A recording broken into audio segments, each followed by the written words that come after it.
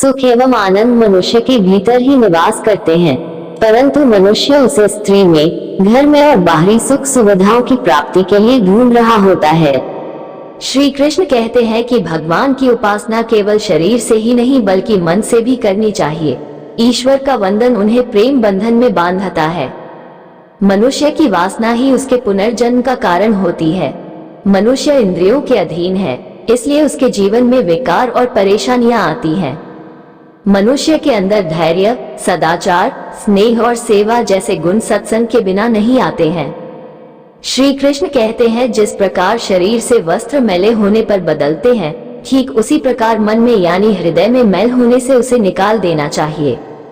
जवानी में जिसने ज्यादा पाप किए हैं उसे बुढ़ापे में नींद नहीं आती है, उसे वो पश्चाताप में बिताना पड़ता है।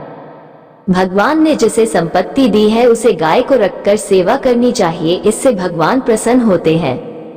जुआ, मदिरापान, परस्त्री गमन, अनैतिक संबंध, हिंसा, असत्य, मद, आसक्ति और निर्दयता, इन सब में कलयुग का वास है, इसलिए इसका और एक नाम है घोर कलयुग।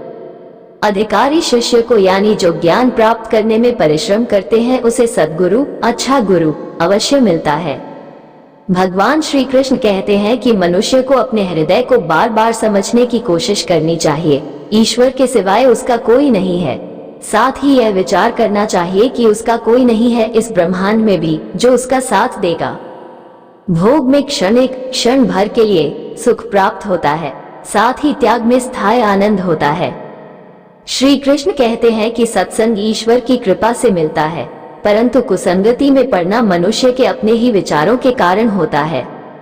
लोभ और मोह माया, किसी से अधिक लगाव पाप के माता पिता कहे जाते हैं, साथ ही लोभ पाप का बाप ही है।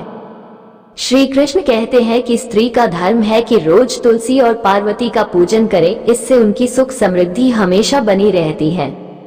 मनुष्य को अपने मन और बुद्धि पर हमेशा विश्वास नहीं करना चाहिए, क्योंकि ये बार बार मनुष्य को दगा देते हैं। खुद को निर्दोष मानना बहुत बड़ा गुनाह साबित होता है।